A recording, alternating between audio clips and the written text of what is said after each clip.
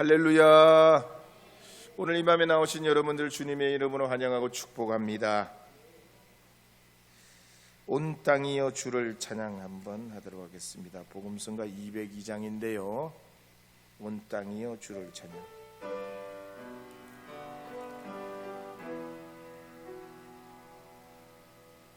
온 땅이여 주를 찬양, 날마다 주를 찬양하세. 주의 기사와 주의 영광 온 땅에 널리 알려졌네. 위대하신 주 그의 영광 위엄을 기뻐하라. 주의 다스리심을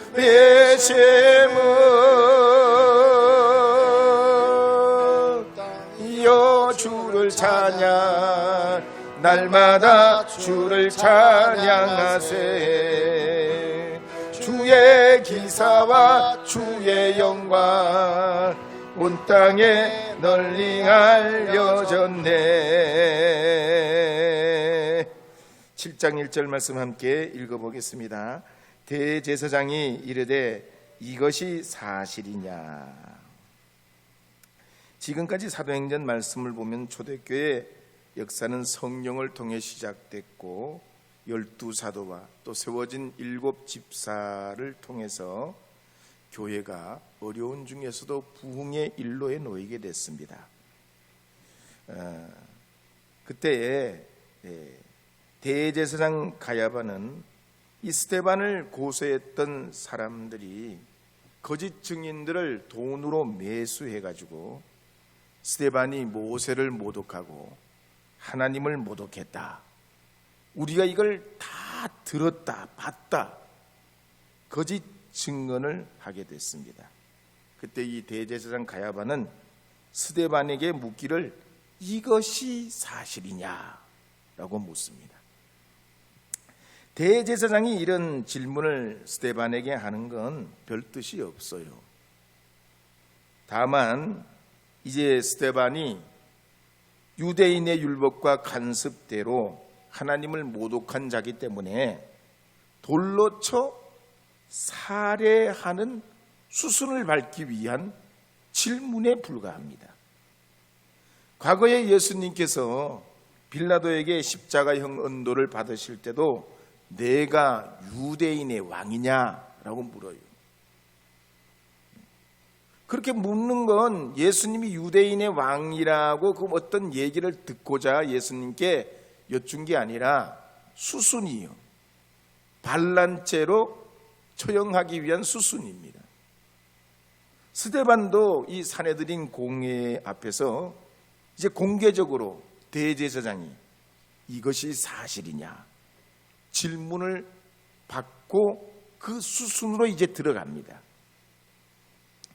그런데 그럴 때 예수님께서는 빌라도 앞에서 나는 죄인이 아니다 말이지, 나는 그렇게 말한 적이 없다, 이렇게 예수님은 한마디 변명을 하시지 않아요. 그냥 어린 양처럼 침묵하시다가 십자가를 지십니다. 그런데 스데반은 그렇지 않죠. 마지막까지 설교하다가 순교합니다. 참 이와 같은 기독교의 역사적 사건을 보면 슬픈 일이고 안타까운 일입니다. 이런 이 유대인이 기독교인을 박해하는 사건은 악연으로 계속 이어져요. 여기서 끝나는 게 아닙니다.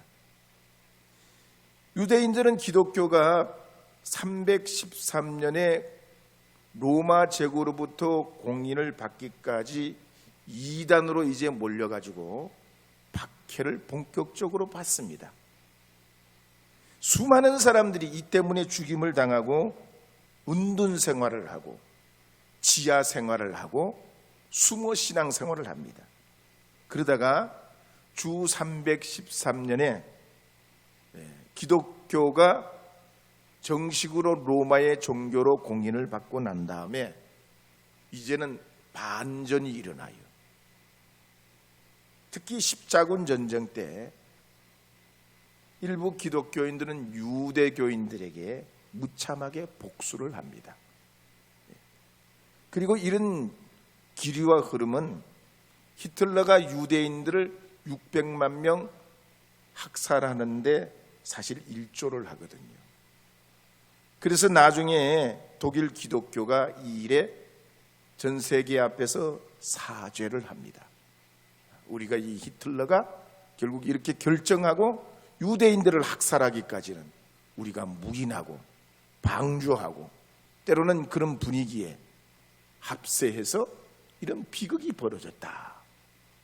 이것이 우리의 책임이고 우리의 죄 때문이라고 그렇게 회개를 합니다. 그래서 우리가 이런 걸 보면요, 신앙이나 신념이나 혹은 사상 때문에 가족과 이웃과 지역과 다른 인종과 절대 갈등의 국면으로 들어가면 안 된다는 거예요. 주님의 복음은 용서하고 품어주고 받아주는 것이 복음의 본질이에요. 더 진리를 위한답시고 말이죠. 우리 생각과 뜻이 맞지 않으면 예수님만 부인하지 않으면 형제고 자매인데 막 이런 게 역사적으로 반복이 돼요.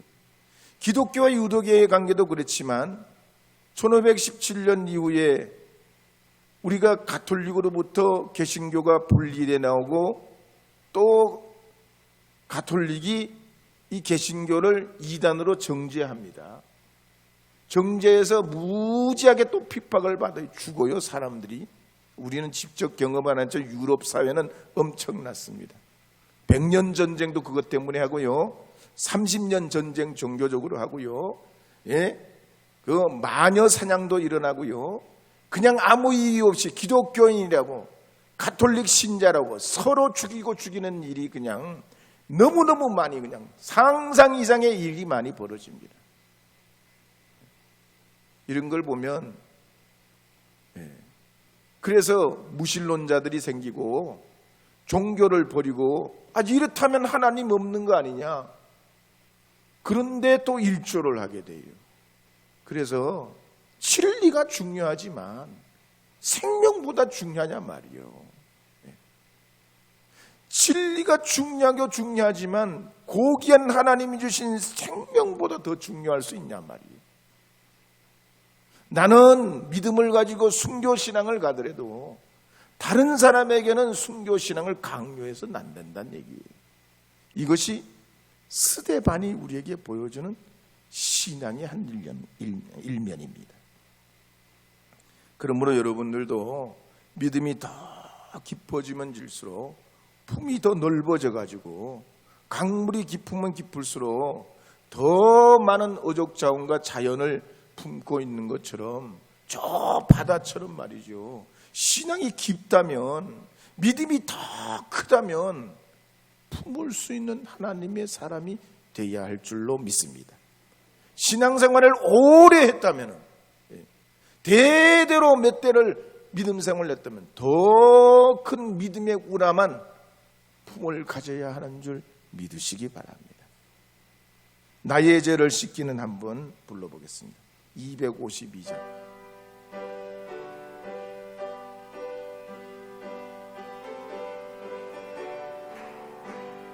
나의 죄를 씻기는 예수의 피밖에 없네. 다시 종행하기도 예수의 피밖에 없네. 예수의 흘린 피 나리게 가오네. 귀하고 귀하다 예수의 피밖에 없네. 어쨌든 이 스데반 집사님 순교신앙을 보면 끝까지 우리가 할 말은 예수 구원이에요. 예수님이 나를 치료하시고 예수님이 나를 도와주시고 예수님이 나에게 승리를 허락하셨다는 믿음의 선포밖에 없는 줄 믿으시기 바랍니다. 그래서 신앙이라는 건 끝까지 가는 거예요.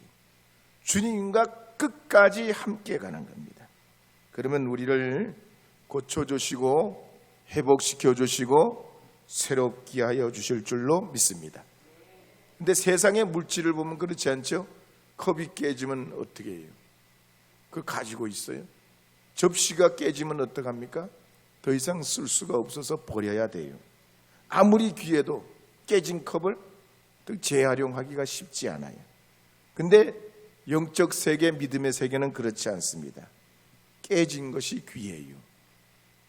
깨어진 사람이 은혜로워요. 하나님 앞에 여러 가지 인생의 난관을 많이 겪은 사람들이 믿음도 깊을 수 있는, 또 새로운 하나님의 그 영적인 은혜를 체험할 수 있는 계기가 됩니다. 한 번은 예레미야 선지자가 하나님의 지시로 토기장이의 집으로 갑니다. 그랬더니 이 토기장이가 부지런히 농로를 돌리면서, 이 토기를 빚을 때 이 돌리는 걸 농로라 그래요. 이 농로를 돌리면서 그릇을 빚고 있는 거예요. 근데 가만히 보니까 이 그릇을 빚으면서 이 토기쟁이가 실수를 해가지고 그릇을 망칩니다. 그러니까 어떡하냐? 이 망쳐진 이 진흙을 말이죠, 전혀 개의치를 않고 새로 진흙을 탁탁 뭉쳐가지고 또다시 그 위에 올려놓고 그릇을 빚더란 말이에요. 그러니까 그때 하나님께서 이 예레미야에게 이렇게 말씀하셔요. 예레미야서 18장 6절 말씀이에요. 함께 읽어보겠습니다. 여호와의 말씀이니라. 이스라엘 족속아, 이 토기장이가 하는 것 같이 내가 능히 너희에게 행하지 못하겠느냐? 이스라엘 족속아, 진흙이 토기장이의 손에 있음같이 너희가 내 손에 있느니라. 하나님은 망가진 토기라도 버리지 않으신다는 얘기예요. 다시 농로를 돌리는 토기장이와 같이 우리를 절대로 깨졌다, 금갔다, 흠있다, 그래서 주님은 우리를 버리시지 않는다는 얘기예요. 새로운 그릇이 되게 하고 새로운 존재가 되게 해서 하나님이 빚으신 아름다운 주님의 작품이 되게 하는 줄 믿으시기 바랍니다. 그래서 주님 앞에 나올 때는 내가 깨진 그릇, 금간 그릇 같아도 괜찮아요. 흠이 있고 과거가 있고 상처난 것이 있어도 괜찮아요. 왜? 우리 주님은 토기장이시기 때문이에요. 우리 주님은 은혜로 우리를 온전케 하시고 새롭게 하시는 줄 믿으시기 바랍니다. 우리 복음성가 항상 진실있게 한번 불러보겠습니다. 항상 진실있게.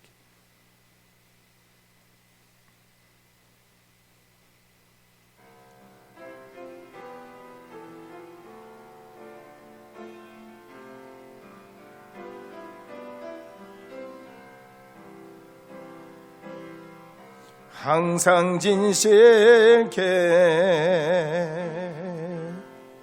내 맘 바꾸사 하나님답게 하여 주소서. 항상 진실케 내 맘 바꾸사 내 맘 바꾸사 하나님답게 하나님답게 하여 주소서. 하여 주소서. 주는 토기장이 주는 토기장에 나는 죄는 날 빚으소서. 날 빚으소서. 기도하오니 항상 진실케 항상 진실케 내 맘 바꾸사 하나님답게 하나님 함께 하여 주소서. 하여 주소서. 이제 2절 말씀 읽어보겠습니다. 2절 말씀 읽겠습니다. 7장 2절입니다. 스데반이 이르되 여러분 부영들이여 들으소서. 우리 조상 아브라함이 하란에 있기 전 메소포타미아에 있을 때에 영광의 하나님이 그에게 보여. 이제 스데반은 고소한 사람들로 인해 가지고 점점 불경죄로 몰립니다. 스데반은 정말 이게 부당하지요. 잊지도 않는 것이지요. 전혀 자기와 상관없는 그런 이야기를 몰아갑니다. 그런데 이런데도 스데반은 동요되지 않고 끝까지 하나님께 영광 돌리는 데 초점을 맞춥니다. 그리고 이 설교하는 내용 시간 동안에 자신의 어떤 이런 그 억울함, 분노 이런 걸 표출하지 않고요, 그 공회 회원들 앞에서 형제의 예를 갖추어서 정중하게 부탁하듯 호소하듯 간절히 촉구하듯 설교를 합니다. 이걸 보면 신자의 모습이 무엇인지 배우게 됩니다. 정말로 중요한 영적 고비 앞에 우리 믿음의 사람들이 성령의 은혜에 의지하여서 마지막까지 복음을 담아내려면 어떻게 해야 하는지 이 스데반 집사님을 보면 잘 알 수 있습니다. 비록 자기를 비방하고 사형에 처하려고 이들이 다 말을 맞춰가지고 스데반을 공박하고 이 죄인으로 몰아갈 때 끝까지 복음을 흐트리지 아니하고 복음이 복음되게 합니다. 왜 그렇습니까? 하나님이 아시기 때문이죠. 하나님이 보시기 때문이죠. 하나님이 역사의 주인이시요 내 삶의 주관자이시기 때문에 우리 주님이 그렇게 하시는 줄 믿기 때문입니다. 운동 경기를 내보면 상대방이 거칠면 맞붙는 팀도 거칠게 돼요. 네가 욕하면 나도 욕을 하게 됩니다. 반대로 네가 칭찬하면 나도 칭찬하기 쉬워요. 그러게 이 스데반 집사님은 아주 정중하게 죽음의 고비 앞에서도 복음을 증거할 때에 이 스데반 집사님의 순교가 더 고결하게 되고 하나님께 영광스럽게 됩니다. 그러면 이제 이 스데반 집사님이 어떤 내용으로 복음을 증거했을까? 우리가 2절 말씀을 읽었습니다. 먼저 유대인의 조상, 유대인들이 가장 조상이라고 여기고 자랑스럽게 생각하는 아브람 이야기로부터 시작해요. 그러니까 유대인이라면 아브람 모르면 이건 간첩이요. 자기 조상을 모른다? 말이 안 되는 거죠. 그래서 이 스데반이 복음을 전할 때 아주 생소한 생경한 얘기를 하지 않아요. 그들이 이해하는, 잘 아는 정서에 또 그 시대에 맞는 말로 증거하는 걸 시작합니다.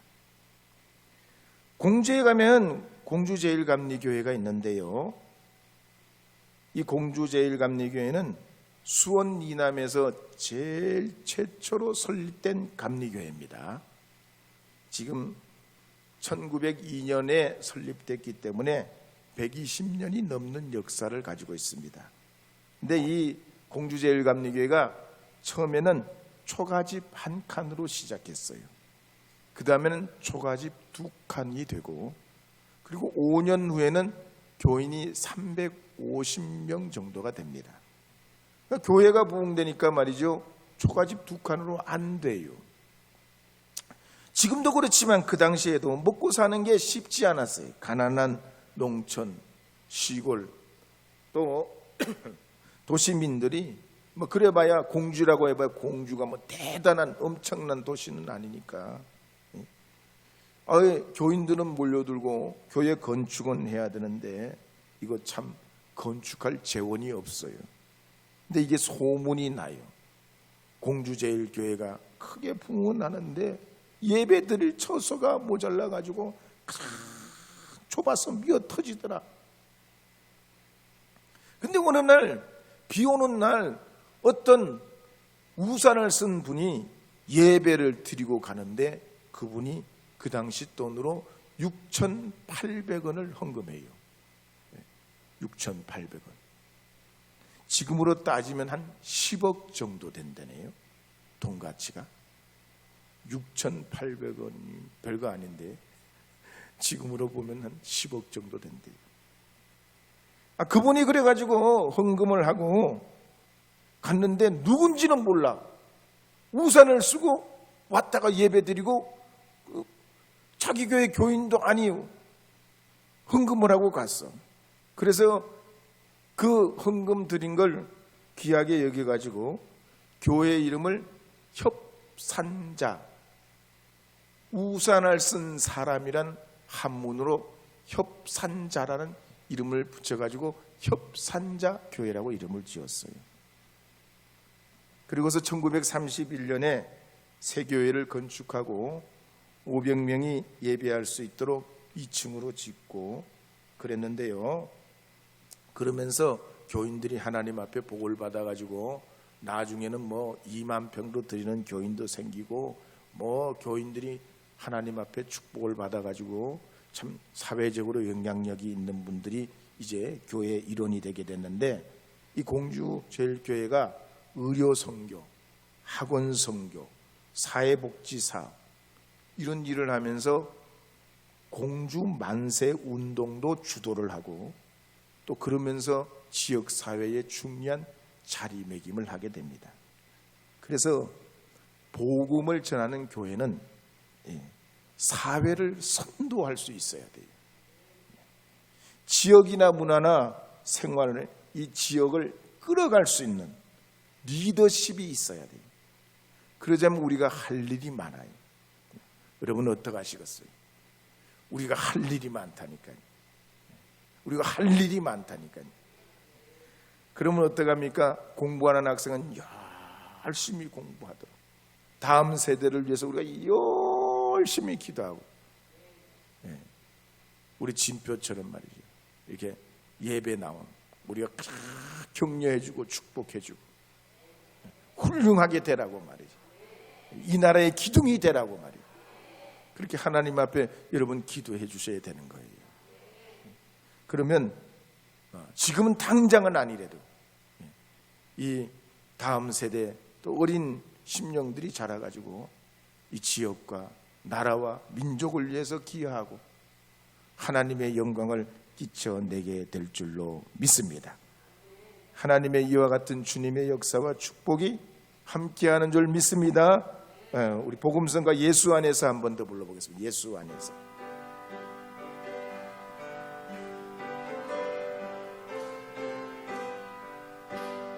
예수 안에서 우리 화목됐네. 예수 안에서 우리 화목됐네. 하나님의 영광 함께 누릴 소망 있네. 할렐루야. 예수 안에서 우리 화목된 예수 안에서 우리 기뻐하네. 예수 안에서 우리 기뻐하네. 예수 안에서 우리 기뻐하네. 하나님의 영광 함께 누릴 소망 있네. 할렐루야. 예수 안에서 우리 기뻐하네. 이제 다시 본문 말씀으로 돌아가서 아브라함도 처음부터 하나님을 믿었던 사람이 아니죠. 아버지 테라는 달신을 만드는, 우상을 만드는 우상쟁이였어요. 그런데 하나님께서 이 아브라함을 75세에 택하셔가지고 3절 말씀에 보면 3절 4절 말씀에 보면 이렇게 명령하시는 거예요. 3절 4절 말씀 읽어보겠습니다. 이르시되 내 고향과 친척을 떠나 내가 내게 보일 땅으로 가라 하시니 아브라함이 갈대아 사람의 땅을 떠나 하란에 거하다가 그의 아버지가 죽음에 하나님이 그를 거기서 너희 지금 사는 이 땅으로 옮기셨느니라. 하나님께서는 아브라함에게 세 가지를 떠나게 하시죠. 고향, 친척, 아버지 집이에요. 우리가 불신앙의 환경에서 내 신앙을 지켜낸다는 건 참 보통 어려움이 아니에요. 지킬 수는 있어요. 내 자신의 신앙은 어떻게든 지켜낼 수 있는데 그 이상을 이루어가기가 몇 배나 더 힘들어요. 그래서 마태복음 9장 17절 말씀에 보면 새 포도주는 새 부대에 담아야 된다 그러셨죠. 하나님을 믿고 주님을 따르기 위해서는 영적 어두움과 완전히 결별해야 되는데 그러지 못하고 이 아브라함이 어려움을 당할 때 이 아브라함의 아버지 데라가 죽자 고향 친척 아비 집을 떠나 하나님이 보일 땅으로 가라 하시는 겁니다. 오늘 우리가 하나님 앞에 하나님이 우리에게 괜히 때로는 도전하시고 너의 좋은 것, 네가 복되다고 믿는 것, 안전하다고 생각하는 걸 버리라고 도전하실 때가 있는 거죠. 스데반 집사님도 그런 의미에서 이스라엘 백성들이 하나님과 올바른 새로운 관계 안에 들어가도록 하기 위해 이제 이 아브라함의 이야기를 시작하는 겁니다. 아브라함에게는 당장 금방 약속은 하셨지만 5절 이하에 보면 후손도 금방 주시지 않아요. 발붙일 땅도 허락하시지 않습니다. 그래서 5절 말씀에 보면 이렇게 기록하는 말씀이 있습니다. 함께 읽어보겠습니다. 그러나 여기서 발붙일 만한 땅도 유업으로 주시지 아니하시고 다만 이 땅을 아직 자식도 없는 그와 그 후손에게 소유로 주신다고 약속하셨으며 하나님이 약속만 자꾸 하는 거죠. 준다 그러고 주지는 않으시고 약속만 자꾸 하시는 거예요. 그러면 여러분 만약에 그런 분들이 여러분의 친구라면은 그런 분들 믿으시겠어요? 안 믿으시겠어요? 믿어지겠어요? 안 믿어지겠어요? 신뢰가 잘 안 가겠죠. 준다 그래놓고 주지는 않고 자꾸 미뤄요. 근데 아브라함은 어떻게 했다는 얘기예요? 하나님이 자꾸 주신다고 약속을 해놓고 자꾸 언제라고 뭣도 안 받고 어느 때라고 말씀을 하시지 아니하고 시간만 자꾸 보내는 거예요. 근데 아브라함이 이와 같은 하나님의 약속을 믿어버립니다. 이 믿음이 복을 받아요. 없는 것도 있는 것 같이, 보이지 않는 것도 보이는 것 같이 믿어요. 왜? 하나님은 신실하시단 말이에요. 하나님은 변함이 없으시단 말이에요. 하나님은 한 번도 약속을 변개하신 일이 없다. 하나님을 신뢰했기 때문이에요. 여러분, 이것이 복 받는 비결입니다. 없는 것을 있는 것 같이, 보이지 않는 것을 보이는 것 같이 하나님이 하심을 믿는 것입니다. 결국 이와 같은 하나님의 역사는 아브라함을 통해서 이루어지게 되고 현재 이스라엘이 처한 이 스데반이 사는 시대에도 나라를 로마에 뺏기고 주권 없이 정처 없는 이런 미래가 없는 그런 역사 속에 내버려진 것 같은 그런 인생으로 말하면 고아와 같은 삶을 살아가는 이 이스라엘에게 아브라함의 얘기를 하는 거예요.